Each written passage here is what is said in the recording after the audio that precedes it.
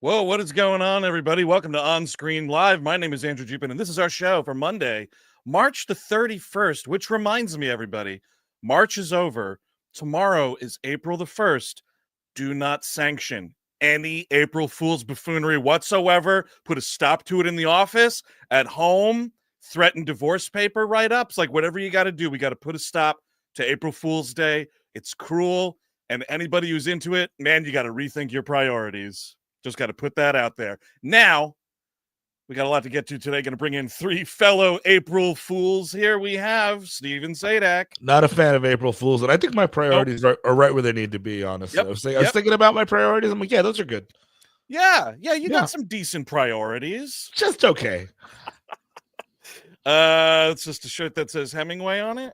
Oh, no, it's an Old Man in the Sea if you go down. Oh, no, keep it right where it is, dude. I stand it up.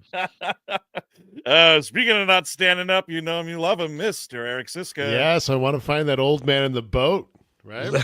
Yes. I'll see Go where the dinghy downstairs, is. find Dude. it. But by the way, I'm a fan of April Fools. I want everyone to spread this message tomorrow. Maybe post it on our subreddit. I hate those bastards, right?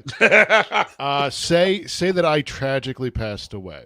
Oh, there you go. Classic prank, dude. Please say that I'm dead. Thank you. Faking your own death, I think, is the oldest prank of all. It's what Jesus did. That's true. And he came back for that bean dinner. No, the bean dinner was on the way out, right? Yes, the bean dinner was on the way out. That was the last meal. They were like, Jesus, you can have baked beans or buffalo wings, whatever you want, buddy. Right. It's like prison, right? You get like you can have lobster and steak if you want, but he chose bean dinner, bean supper with his buddies. Steve, any indication of what was consumed at the Last Supper out of curiosity? It was a bunch of bread. Probably there must have been some meat somewhere. You know, Right. I mean? That's what I'd like to think. Yeah. Some tapenade, possibly. A nice tasting menu. Maybe some tapas. Exactly. Ooh, there you go. Oh, I saw I don't want to delay Chris, but I saw that I texted you guys about the Last Supper. I think The Chosen. When it's a trailer of Jesus being cool to Johnny Cash music. Yep. And I was laughing in the theater. It's awesome. Speaking of laughing in the theater, and speaking of a dude who will flip the money changer's table, Mr. Chris Cabin. I think you have to go with lobster and buffalo wings. You gotta mix and match. I don't think you can go one way or the like. It's sure the steak's too much. So you're gonna be heavy going into the death chamber. I don't think that's good. But you're clarifying. You're clarifying. Appetizers are available for your list. Yeah. Oh no, I think you get a clear. Well, you know what? There's no restrictions. So why not go for 50 wings? And a lobster. Some poo-poo platters. The weird thing was Jesus wanted to have it at Barcade, but like the apostles just kept playing those 8-bit video games, and he's like, guys, can we put the burger time down? I'm going to be crucified tomorrow. Got some information you might want to hear. That suggests a fried ravioli, which I'm not a fan of. I'm going to be honest with you, but you know what? Let him have his day, of course. Check this shit out. Gonna read this one on the air. This is from Mark E in the chat. They say when they were in Iraq on their second go around, which thanks for doing that, buddy. One of the interpreters got me with an April Fool's joke. They say by telling them the president of Iraq was assassinated, went to look it up, and he started laughing at me. Seems like a pretty cruel joke for a military commander to play there. Sure. But see, this is what I'm talking about, dude. You're joking about fucking the president of Iraq being assassinated? Like, that could lead to some major shit. That's really hard to hear as a troop, you know? Oh, they got to him before me. Or was this the new president? Yeah, I don't know. It depends on what level we were. A lot of context missing here. Yeah. I'm going to guess it was the sequel. Got it. Speaking of sequels, we have two in this week's top of the box office. See if you guys can get any of these really quickly. First one is from 2001. This was a movie that I'm pretty sure most of us, if not all of us on this show right now, this was our first exposure to wuxia cinema. Oh, yeah, Crouching Tiger? Eric Siska is correct. Nice. Oh, hell yeah. Look at that. Love that. Great movie. I recently rewatched it. It's fantastic.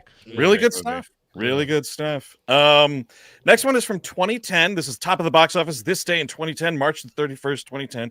This stars a a child star who's now grown up, and she makes some movies and albums and whatnot. She's more of a pop star, and this is a movie about her dealing with her musician father, who ironically is not played by her real life musician father, a one-hit wonder from the 90s. It's obviously it's Miley Cyrus, but I don't know any of those movies. Good enough, Steve. That's correct. It's the last song. You got a Hemsworth floating around in here. Yeah, I don't know which one. Is this what they played at the Last Supper? That's the movie they watched. They were like, Jesus, you can watch whatever movie you want to watch, man. It's your. I guess they didn't want Billy Ray Cyrus playing her dad again because he was the dad on the show that she was popular on. Right? Yes, that would make Hannah it seem Montana. too much like the show and the movie. Yeah, this is I think it's a Liam Hemsworth we got there, and Greg Kinnear is the father. Oh, wow. So they did a little dad swap. Yeah, trade up from Billy Ray Cyrus. I agree. I'd rather be raised by Greg Kinnear for sure. Absolutely. This next one took the top of the box office this day, March the 31st in 2006. This is a sequel to an animated film. It's the first sequel of what would have become many. Is it Toy Story 2? Ooh, 2006, Steve. No, it is Ice Age, The Meltdown. Yeah, baby. Got it. Yeah, man, that's Scrat, huh? We were trying to get him on T-shirts.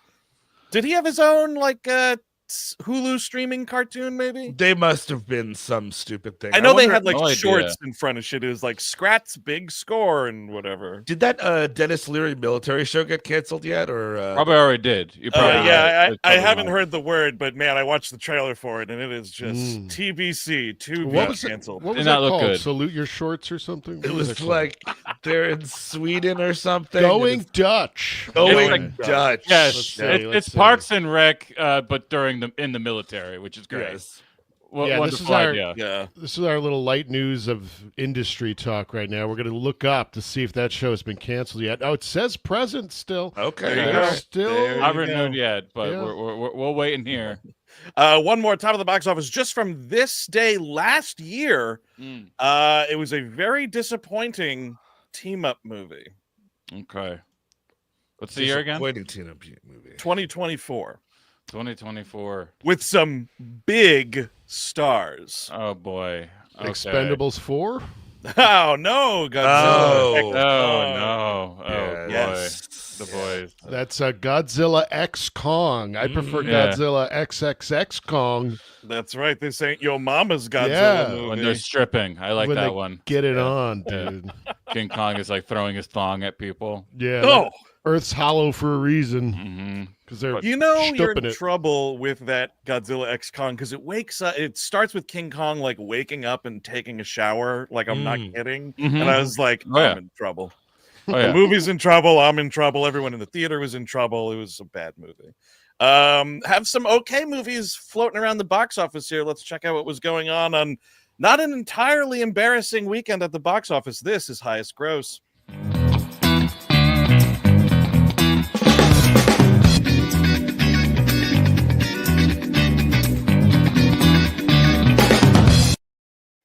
Should say, of course, I forgot to do this at the top, but welcome back, everyone in the chat. Jeff McFarlane, Lee Real, Greg Bufato.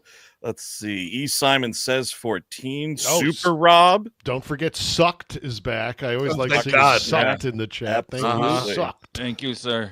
Tyler Tino. Do you pronounce that G, Tyler? Let me know, man. I'm so Rachel. I don't know if I said it yet, but French Toast 663. I like that. All right, so here we go. We got some stuff floating around the box office. In at 5 was a movie, man. You got Which Way the Wind Was Blowing at South by because no one was really talking about A24's Death of a Unicorn. I'm going to take a victory lap on this. When the trailer came out, I was like, this looks fucking stupid as sin. You were right, Steve Sadek. You get points on that, man. Did any of us see it? I know I didn't. I have not. No. So we're judging it already, guys? Come on. Yeah, I think we're that bad. The buzz. I'm just tired of A24 watch-its, honestly. Like, you know what I mean? Like, the small ones. A good director, sure, I'm in. But it's an A24 movie. You like A24 movies? They got there's an A24 movie coming out with Dakota Johnson doing Hitched. Hitch, nice. Rather. Yes, that's right. So, yeah. Oh, really? And they're doing the Paul Rudd, Tim Robinson movie, which I am interested in. That'll get me back on the Paul Rudd train. I'm interested in that. But this one, I haven't even seen. Honestly, even the poster makes me turned off. Yep. Like that's the most I know about it is what the poster just showed me, and I'm like, no. How to Kiss Your Dragon? No, I'm not doing it. There's a pretty decent new St. Vincent song on the soundtrack, but that's as far as I've gone. But this, I mean, here's the deal too: 5.8 million on 3,050 screens, which is more screens than some of the films that did better in the top 5. I mean, they dumped this movie. I didn't even know it was coming out. Like, I knew that I knew it existed, and then like it kind of disappeared, and then like it's out. That was the week. This was the weekend for that, because also like getting the Colette Serra out, because like I heard nothing about it. I had only remembered hearing about it when Carry On came out. I remember reading, Daniel Deadweiler is doing another movie with him that is already done. I was like, okay, I guess it's happening. And say the title so people know what you're even talking about. A Woman in the Yard, which is we will see later. Yeah.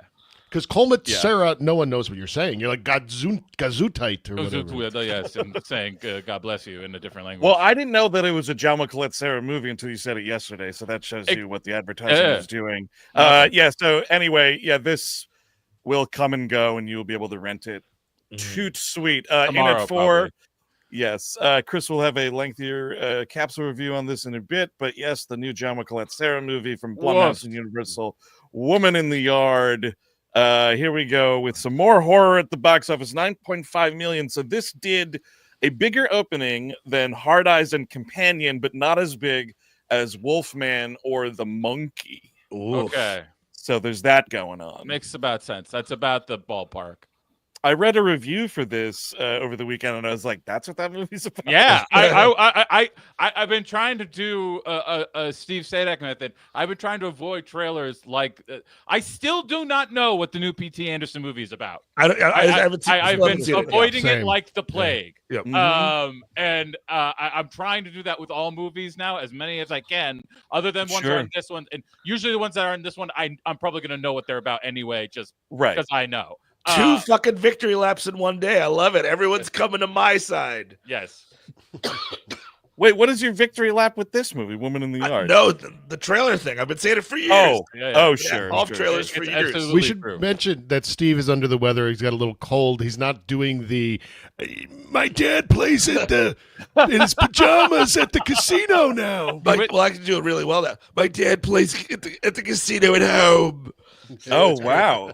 Yeah, that's actually not bad, dude. He witnessed the death of a unicorn and got kissed by a dragon, and now he sounds like that for some reason. And now he sounds... My daughter and I have tried other online casinos, but Betfair's the best. So, I like the context. We got new listeners. They don't know these running jokes about local commercials. the most hyper-local of commercials. Important. Yes. Coming in at number 3... The Chosen, Last Supper. So here we are. This is a Fathom event. $11.5 million. Wow. These stickers will come Ham out and eggs. I'm imagining ham and eggs, maybe a big pile of toast. That could be. It was a breakfast, you're saying? Yeah. I'm sure we've had this conversation before. This is a TV series that they put on. Correct. On screen, right? And what did this air on any network, or is it like JesusFish.TV or something? It airs somewhere. I don't know Angel where. Studios have like a TV network? Possibly. It is wild that this is a thing in this country, right? Like this is a juggernaut. Look at this thing. Huge juggernaut. The funny thing is though, so there's some other Last Supper movie that came out a couple weeks prior to this, like it's an actual movie, same deal. And apparently I was seeing some reports, some theaters were fucking it up and playing that movie and not this, The Chosen. Like I actually won like total firsthand story. A woman I used to work with who goes to these things, takes her elderly Italian mother to all of them, She even said, she was like, we were seated for the first 2 episodes of The Chosen. They're a big fan of the series. The theater played the wrong fucking thing. So like what? We're talking about the fucking the Christmas Story in April? That's not going to work. No, it's another movie about the Last Supper. Oh, wow. I see. So Jesus is in it. So how did you notice it was different? Because one starts like a movie and the other one's got your fucking TV intro to The Chosen. Wow, I can't believe The Chosen got Willem Dafoe back. That's odd. What? Yeah, hey, what's for dinner? Guess who's coming to dinner? Me, Jesus. Man, did they show the Last Supper in that movie? It's been a while. I think so. You Right, got it. yeah. That's the big one. That was where he got his mom to cameo. She's making the sauce in the background. Yes. The sausages. Coming in at number 2 and tanking fucking hard, the plane is crashed into the mountain for Snow White, a paltry $14.3 million, which represents a 66% fall. Ouch town for the budget. And that has got nothing to do with the 2 words free Palestine. Let me be completely honest with you. No one wants to see this movie for a million different reasons. Because who has nostalgia? No one has nostalgia for 1938 or whatever the fuck. Like, well, actually, no, a lot of people have nostalgia for 1938, not the right reasons, though. Right, the rights of 1938. Right. Yeah, the stepping of 1938. And the wrongs as well. But yeah, dude, I mean, just like, I'm sorry, no one gives a shit about that story. No one wanted this movie. Nope. And you're blaming that girl. Eat a bag of dicks, dude. Don't blame Rachel Zegler, is her name, right? Yes. Correct.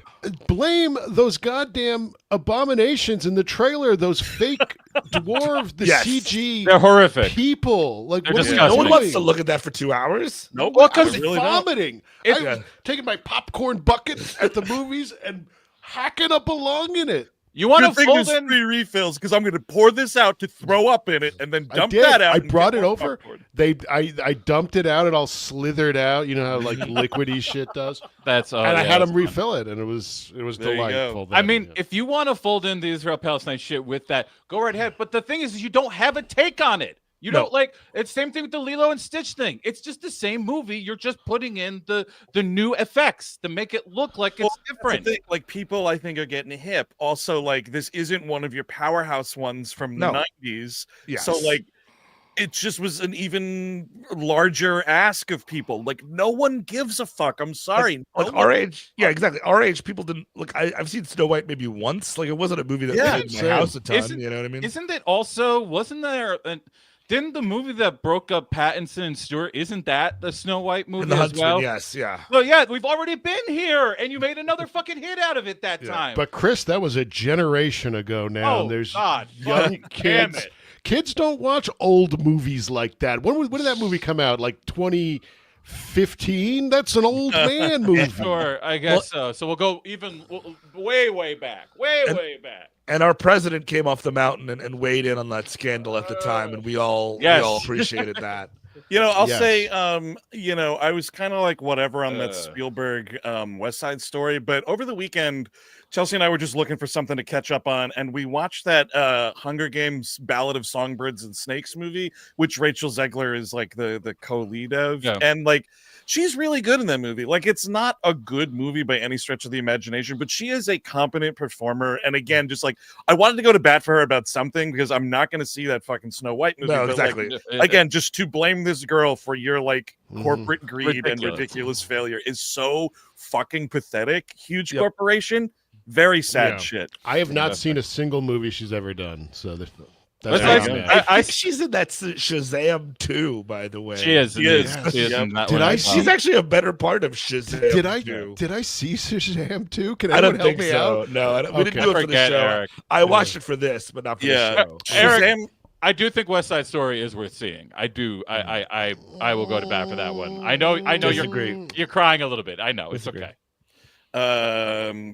Come on, Chris. Eric's not going to give a shit about a movie like that. I'm just trying. I'm trying here. Is anyone waving a gun around? If someone's waving a gun around, I will at the end, she's waving a gun. How many bullets are in the gun? You know, that whole speech. Okay, all right, I'll check it out. There's a whole speech about a gun. That's right. Anyway, speaking of guns, a lot of guns in The Working Man or A Working Man. Coming in at number 1 off the top rope with $15.2 million. Not too shabby. This actually, so let's see where we are here. A similar size opening to Den of Thieves 2 from earlier this year, and it's got a $40 million budget. So this is doing just all right. It's at $30 million globally. It's doing just all right. But look at this. Amazon, you could put a movie out in the theater and it actually makes money. Can I ask a question or ask a favor? Can we fucking solve this Alamo Union situation so I could watch this movie and drink a fucking beer for once? I had to go to a Regal and have a soda with the working. That's not what I wanted to do. Regal not what I wanted to do. They give those people their union and let me go back to that theater. There's got to be other theaters that serve beer in Manhattan. I'm sure. Brown bag. Well, there's there's brown bag.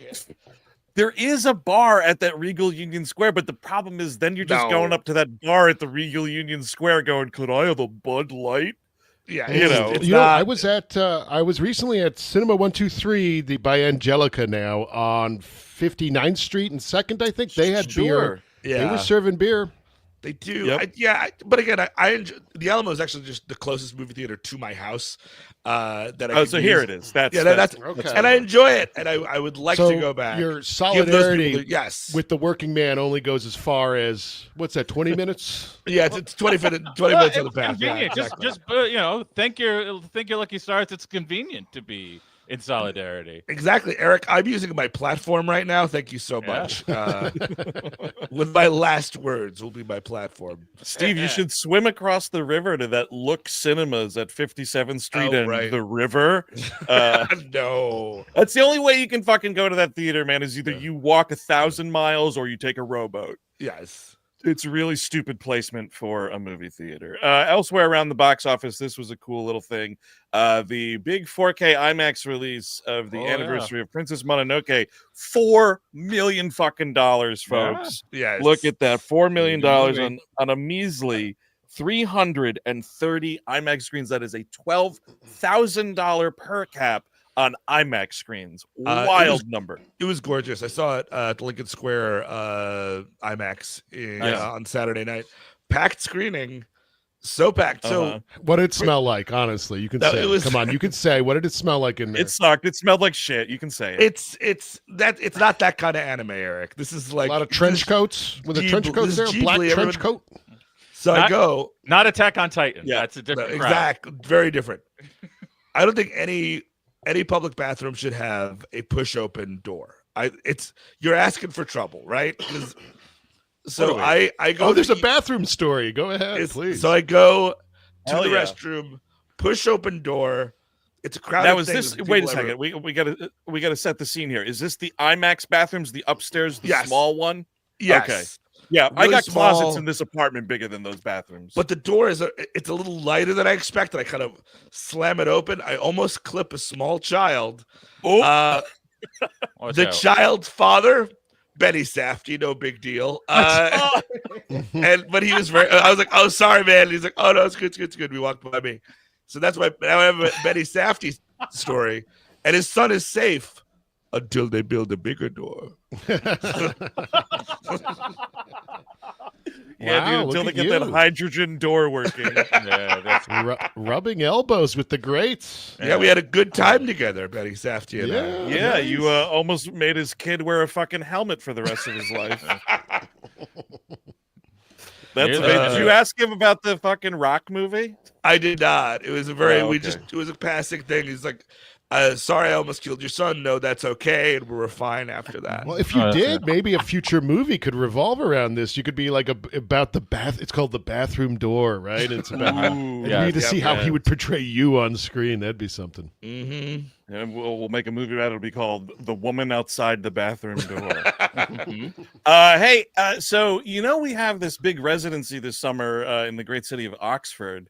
We're playing the Oxford Comedy Festival, 3-night residency, 6 shows. But Eric, as we learned over the weekend, we have a little bit of a ticketing update. Is that right? Yes, we have a ticket update for our shows in Oxford, England. If you don't know, we're doing a 6-show residency in Oxford, England.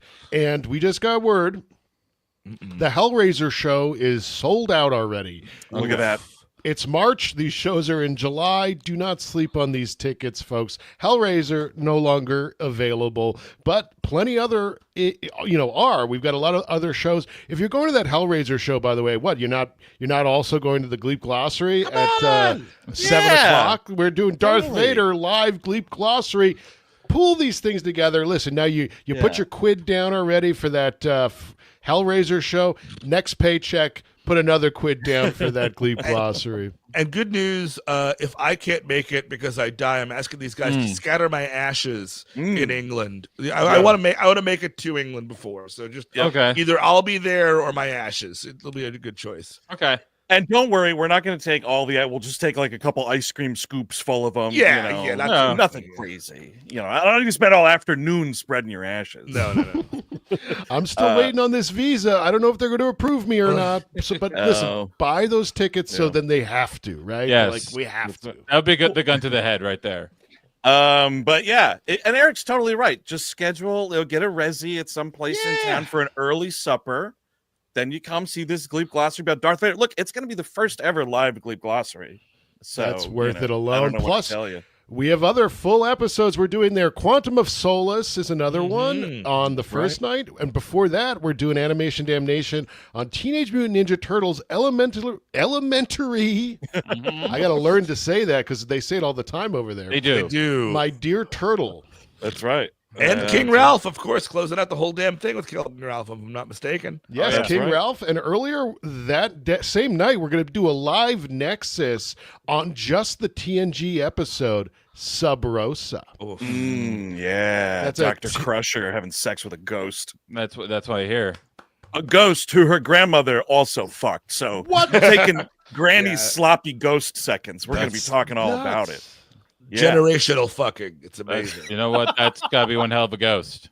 Generational fucking. That's what the boomers have been doing top down ever since they took control. Hey, speaking of nothing at all related to that, but in relation to this awesome art that Felipe made for the tour poster, we're not going to be dragging any shit across the pond with us. So if you want to order stuff online from our merch store, y'all, we will sign it for you there, whatever. But just know, if you buy stuff from our merch store that you want us to sign, we're going to kick in everything we make from that to the Center for Reproductive Rights all through 2025. Each quarter, we're going to be donating whatever we make off that merch store to that cause due to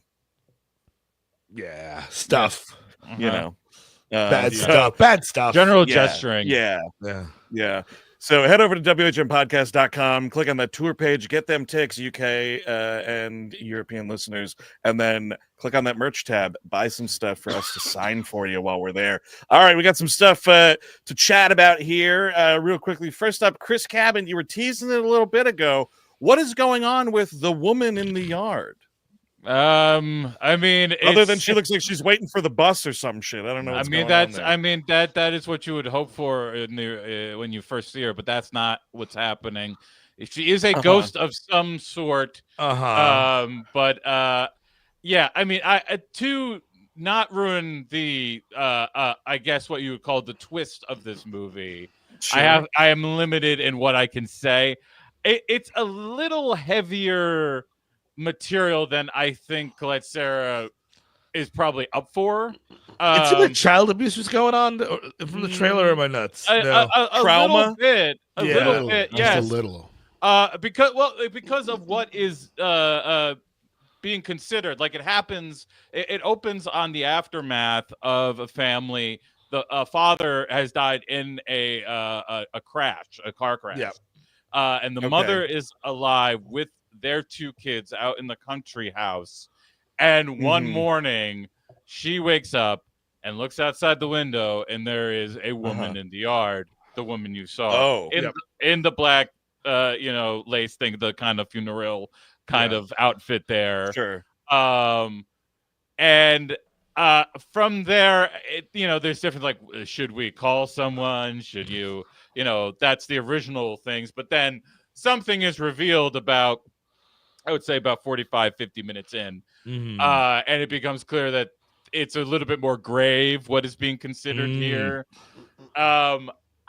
It's not as jumpy as Colette Sarah usually. Like what I usually like about even the bad Neeson movies, there is a certain like absurdity to it. Like, and it open too. It's not like anybody's hiding it.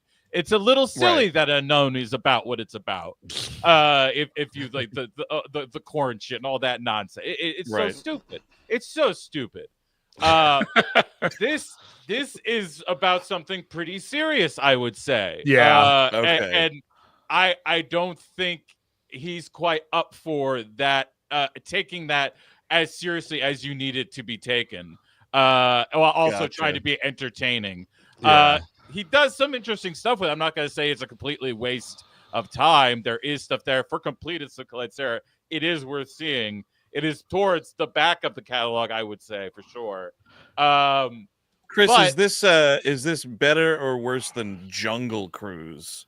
Or Black Adam, anything he did with Dwayne Johnson. It's definitely better than Black Adam. Okay, sure. Okay, that is not. That is undeniable. Oh my god! But not in the orphan stratus. No. Does she reveal herself at the end as a member of Intergang? She does not. This is not a linked into the. I'm sorry to say, not part of the universe as we were trying to build out there. No. It's about something really, really grim and bleak and great. So how many stars that 1 out of 5 would you give? A 1 out of 1 to 5. You mean? Yeah. Yes. Okay. Like a 2.5. Okay. Area is where I would go. There's stuff going on there. There's ideas. The visual, there's visual ideas going on. It's not without its talent, but like it's just not something I would tell people to see under any circumstances. And I understand most of the time. There's a lot of times I don't understand why people are burying the movies they bury. This one I understand it completely. Got it. Yeah, I mean, usually when a Blumhouse movie comes out, man, you can't escape the Blumhouse-ness of it all. And just kind of radio silence on this. Because it wasn't, because it isn't a silly, like, the ghost is trying to pull my underpants down or anything at the end of, like, it's not anything stupid or silly at the end of all of this. It's a great movie. Blumhouse presents The Ghost is Trying to Pull My Underpants Down, an underappreciated horror series. A sex comedy from Jason Blum. It's not as silly like that. That would be the change, right? That is what the Blumhouse thing would be. It's something a little spooky and a little silly. The spooky's there, the silly is not. Right. And what he's trying to do, he's not up for what it is about. Yeah, makes sense. So that's a skip it from Chris. Here we go. David Ayer's follow-up to The Fantastic Beekeeper just really couldn't do it. This is A Working Man, this next to Statham motion picture here. Steve Sadak, you and I both saw this. We did separately. Again, I would love to have seen it at Alamo, but the bastards didn't break. It's not very good. I find it like some of the action, the last big set piece is fun. We're obviously setting up for a sequel. This is based on a novel by reactionary writer Chuck Dixon, who wrote a lot of Batman comics way back when I was a lad, which I like those, but he kind of has outed himself as a right-wing crank, which is obvious, which is what we're doing. Kind of sort of QAnon adjacent, but it's also like the problem is I almost wish it were. He's like, I'm gonna find your daughter in about 9.5 days. Like it takes this dude fucking forever to find this girl. Dude, I was thinking the same thing. You got a 2-hour motion picture here, and this dude's doing a lot of side quests. It's like first you must get ingratiated with the town's big drug supplier, and that takes 50 minutes out of the movie. And you're just like, there's a poster somewhere with this dude swinging a sledgehammer at people. What are we doing here? Exactly. And that the side quest, the drug dealerness of it all, like the when he's doing 2 drug deals with blue crystal meth, I'm like, get the fuck out of here. Come on, guys. Twice. He does 2 drug deals in this movie, and both times you see him like immediately getting rid of the drugs, which is really funny. It's like he spends thousands of dollars on meth and then throws one bag in a river and flushes another. And I'm like, why do I need this? This is not part of the story of getting this girl. It's like if Liam Neeson is in Taken and he's like, I got a special set of skills. They're working at Radio Shack, and you're gonna see me have a fucking part-time job for a little bit, and then maybe I'll get to the takening of it all. Like it takes so long for this guy to get on the case. But I think you're the intended audience for this motion picture, as I understand it, are going to get just as hard watching the crack go down into the toilet and be flushed as they are watching the child be rescued from the evil Whatchits. You know, I think those are all things within the fantasy for them. There's like extended Russian mafia stuff. Then there's like that sounds right. The king of the biker gang is involved, and I'm like, ladies and gentlemen, that feels very like Romero Knight Riders-y kind of like. Yes. There's a part of this movie where like a biker gang like runs into like a Russian mafioso's like meetup house and crashes, and it's like this movie you didn't think would be a movie where someone rides a motorcycle into a house, but it happens in this movie. Yeah. Nice. Yeah, cool. It's odd that this movie, considering I said this on Letterboxd, it's co-written by Sly, one of our newly minted ministers of Hollywood or whatever. I was genuinely stunned that the villains in this movie are Russian oligarchs. Like, very much surprised by that, and that the family of the kidnapped girl is a Michael Pena-led like self-made, really successful Latin American family. Was genuinely surprised the script was not flipped on that. Yeah, that is surprising. It is. And also, by the way, I should say a little bit of a lock stock reunion here with Jason Fleming out of retirement. Yeah, he's looking good these days. He's looking good. He's got a funny, goofy little Russian accent. Yes. Incredible exit to the film, I have to say, and that's the thing is like buried within. That's in the middle of that movie, which is a bummer. Yeah. He should be the big guy, I think, big time, because he's really good. But like, that's at least when Statham is getting to Statham around the movie. That's great. When it's all this other like he's doing stuff, I'm like, of course he's got a dirter of his own. That he's like, we're spending 20 minutes getting this girl into hiding with David Harbour, and I was like, come on, like just get going, get to the ass kicking. And also, like, he's sleeping in his car in the beginning of the movie because he's such a working man. Mm-hmm. The truck he is sleeping in is worth $75,000. So like, maybe sell that and get a decent apartment. Because it's Dodge Ram. We love Dodge Ram, the new Dodge Ram. It's like, how does he afford that if he's such a working man? Dude, and it's like tricked out. The whole fucking entertainment system is in this truck. You're totally right. Sell that shit. And also, like, dude, you're saying Michael Pena and his family are like your family? Yeah. Ask Michael Pena if you can sleep in the guest house. This dude is loaded. He's a fucking land developer. Mm-hmm. But it's all that prideful, whatever. Yeah. I will say they give him British citizenship. He's just a British dude. And you know what? Shock of all shocks for every other movie that tries to make him an American or like an ambiguous whatever.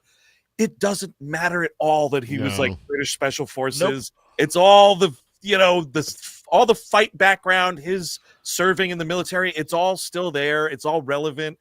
And he doesn't have to try to hide this real blazing British accent. Is he like the Felix Leiter to Sound of Freedom guy?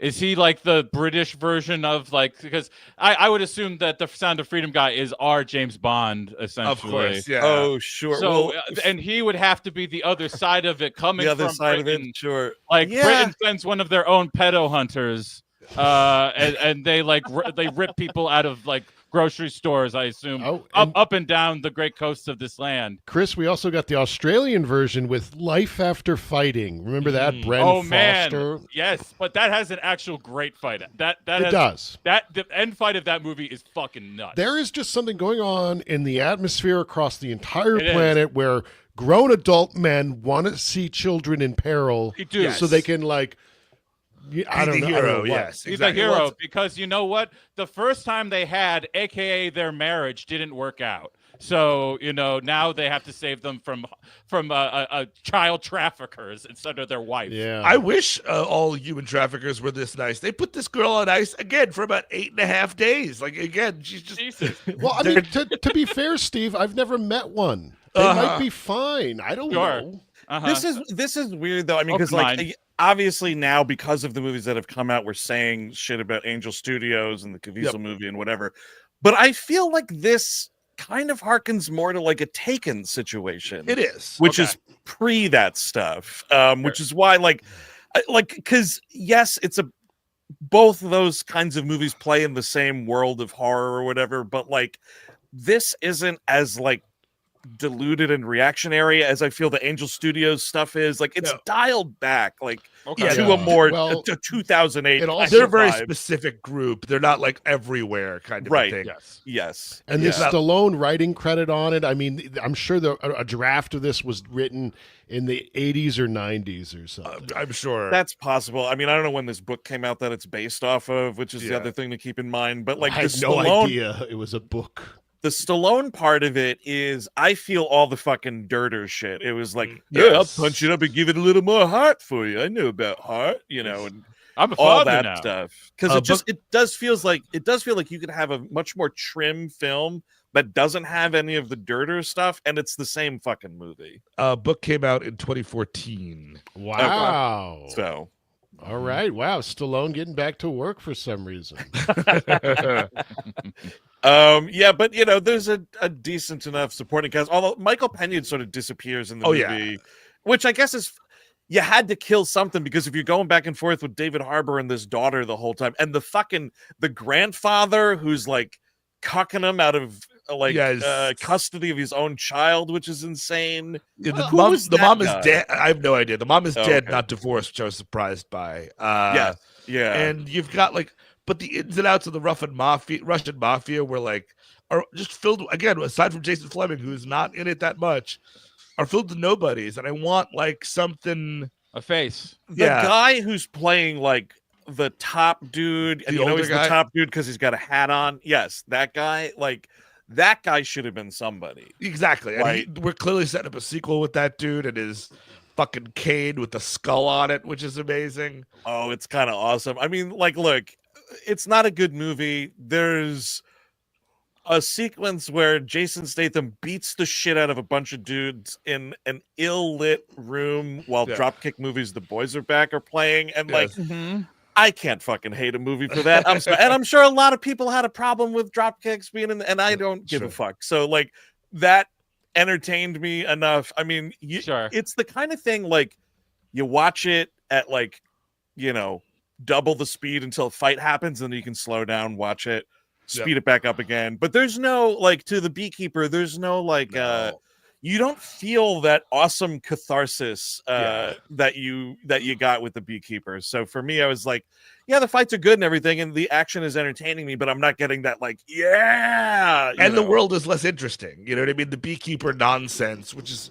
stupid but fun to just sort of interesting enjoy. World building. You know, I'm sad to see Michael Pena. I mean, the last time I remember seeing him is that Fantasy Island movie. Yeah. So God. It's really sad that he's just turning into these movies. Yeah. And this and it's not even like he's given anything to do. He doesn't team up with Jason Statham. He just weeps, find his daughter. No, that's not good. Yeah, I was actually, as far as the weeping goes, though, he's got a scene where he's drinking and he's he's got to break down in front of Statham. And I thought actually Michael Pena pulled it off. I don't think I'd seen him cry in any, or no, doesn't he cry in that terrible crash? Possibly, Indeed. Oh yeah, he's crying a lot in that movie. But I wanted to see him in it more. The dude, whoever the dude is who played the head biker guy, that guy was awesome. And as a matter of fact, they're selling him for another movie or something else. I think so, right? They speaking of the Romero of it all, that dude's got a Ken Foree vibe to him, big time too. I can see that for sure. So that was kind of cool. I'd watch a movie with that dude raising hell. Yeah, totally. Whatever. So yeah, it's not exactly a run out to the theaters, but I'm glad so many people did. I'm glad a movie like this, even though it's not good, is out in the ecosystem, just like the fucking Jesus thing.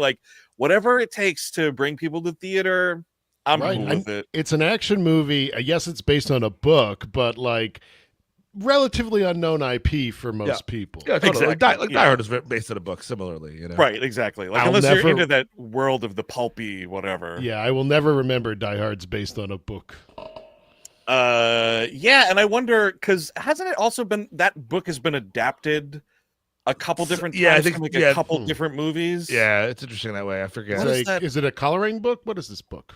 I thought Die Hard shared its source material with another kind of big movie. I could be wrong on that.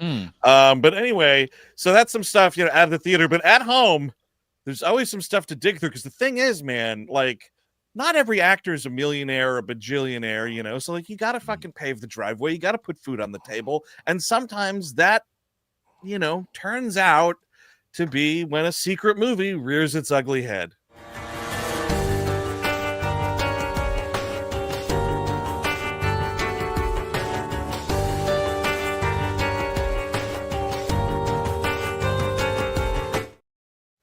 Now, Eric, you got the ball rolling on this. This is a kind of like a twofer secret movie, actually, but I think we should start with where you started. Sure. Let me tell you how this all came to pass. Yes. What was going on? So I saw that, I knew I couldn't make it out to the movie theater this weekend. I had a lot going on. So I was like, I'm going to do a secret movie. And I went up and I saw, High Rollers with John Travolta just came out. Look at this poster. Wow. How do you say no to that? I'm planning my weekend around this thing. Absolutely. Look at lame Bond over here.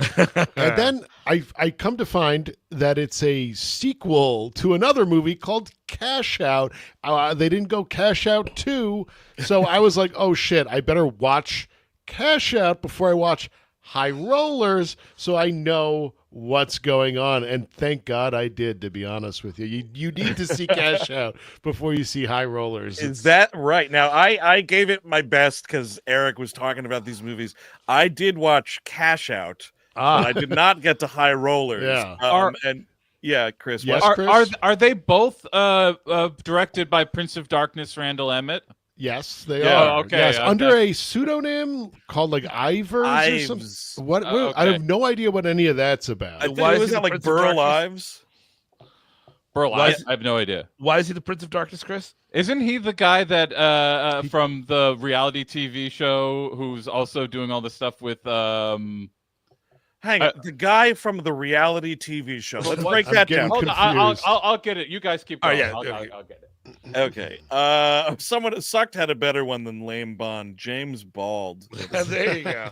I like that he's embracing the baldness, and he looks great. The man is like 70 years old, and he looks fantastic in these movies. He's looking really good in Cash Out. Yes. So if Cash Out is contained, like he's trapped in a bank. It's a bank robbery gone awry. Was he a retired cop or retired special forces? He's a retired thief guy who, like, the movie starts with him doing one last big score, stealing this like sick-looking sports car that apparently Travolta convinced Tom Cruise to let him borrow, like, for this scene. It's like That's some hilarious. super rare car thing, gorgeous automobile. Yes. So Travolta like goes to steal it, and he gets like fucked over by Kristen Davis, who's an undercover FBI agent, and that's like, you get a 3 months later deal, and Lucas Haas is his brother, and that's the whole like dim-witted brother. Yes, like Lucas Haas tries to do this half-assed bank robbery, and Travolta's like, "Oh, geez, what are you doing, man? You can't be doing schemes without your brother." Hilariously, the Cash Out involves like trying to lift a hard drive full of 600 million in crypto. Oh, yeah, dude, I gotta tell you, hearing Travolta say crypto kind of sucks. And that's the thing, is why you had to watch Cash Out before you watch High Rollers. Is High Rollers opens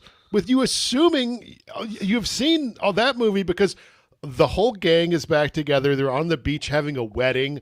Surprise thing of this Link character who's like this girl that's like good with computers. Yeah, she's a hacker of the team. She's marrying the bank manager from the first movie, and I did not see that coming. Why would you call it Cash Out 2 if that's the case? What are we doing? I don't know. She's marrying the hostage from the first movie. The guy with the long hair? Yeah.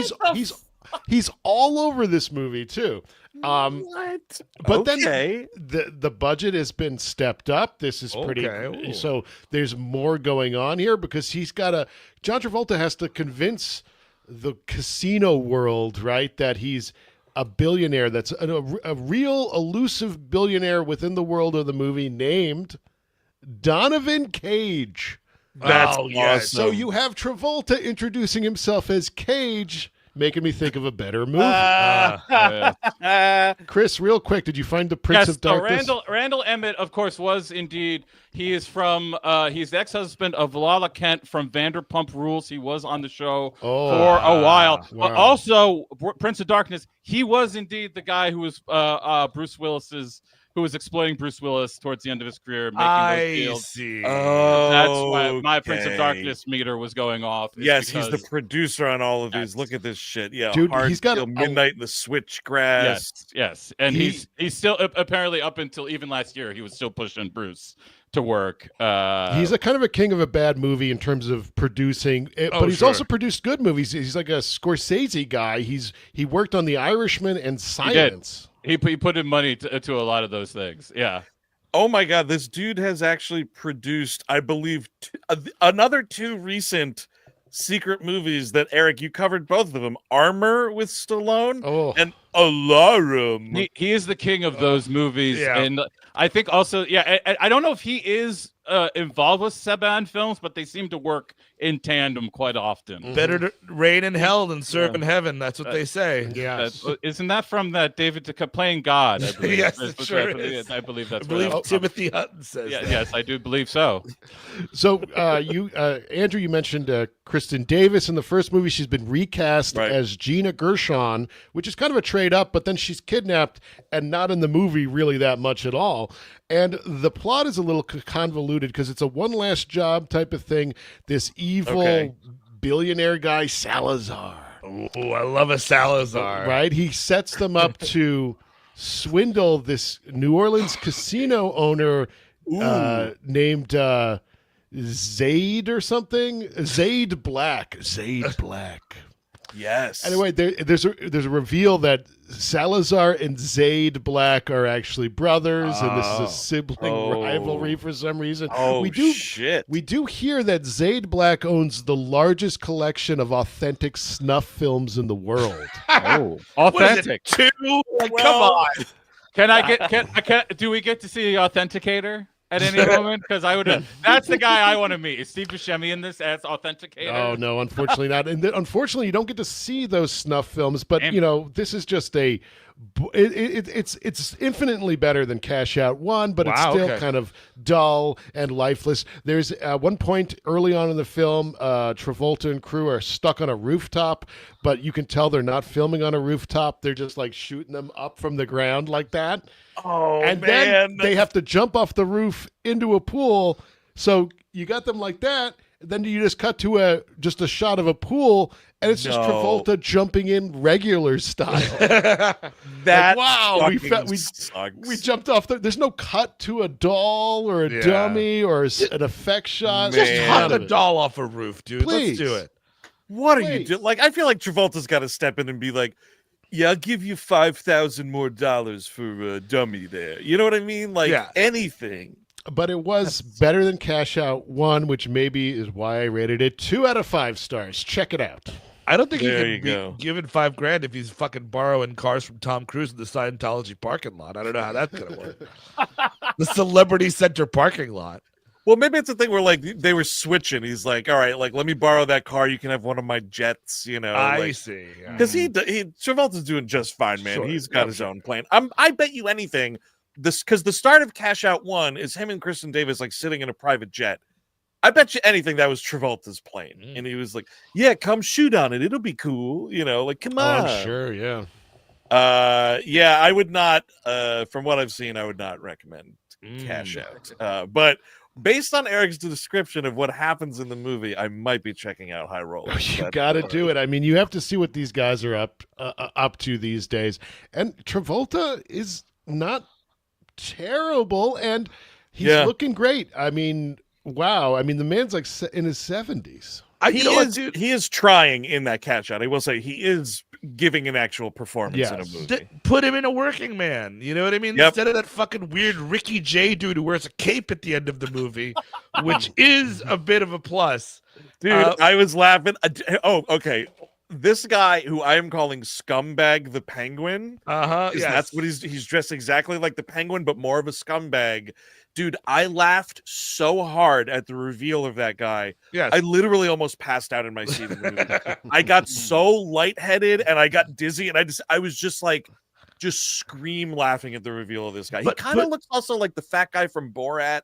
Yes, he does. To give you an idea there. But just make oh, who's the guy behind it all? Oh, it's fucking John Travolta. Now I've got a movie. I don't know. Right? You're really selling me on this fat man in a cape at the end of this working man. I need to see this movie.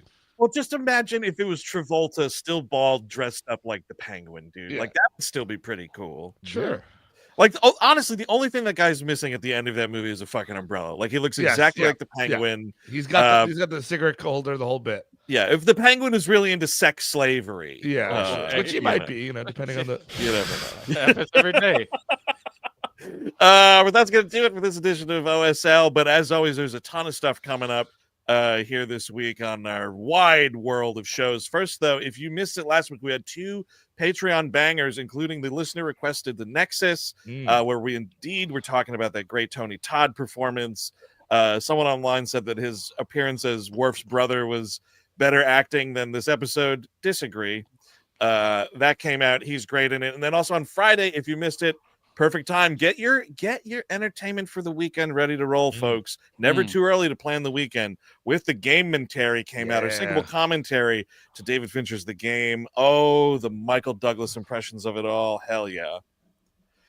So that's going on. Those are already out, so you can get those now. Patreon.com/WeHateMovies, where tomorrow, it's April 1st, but we're not fooling around. We have an all-new episode on Enemy of the State, kicking off a 2-episode only tribute to Gene Hackman. But this movie, it's a lot better than you remember. We had a great time talking about it, and you can catch it on the Patreon ad-free. That's right. 0 commercials on that fucker. And then, closing out the week, this was a total banger in like just the classic sense of a Lifetime movie. We're talking pocket dial murder on Once in a Lifetime. Yes. And the Big Daddy Dispatch, this was called the Pocket Dial Murders.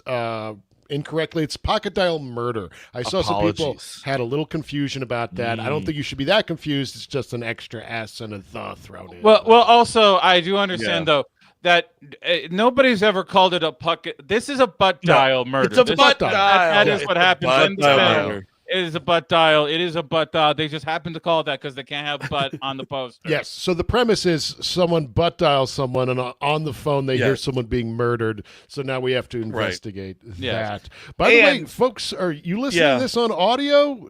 Check out our live streams. We're doing this live every Monday, more or less, at noon Eastern. YouTube.com/WeHateMovies.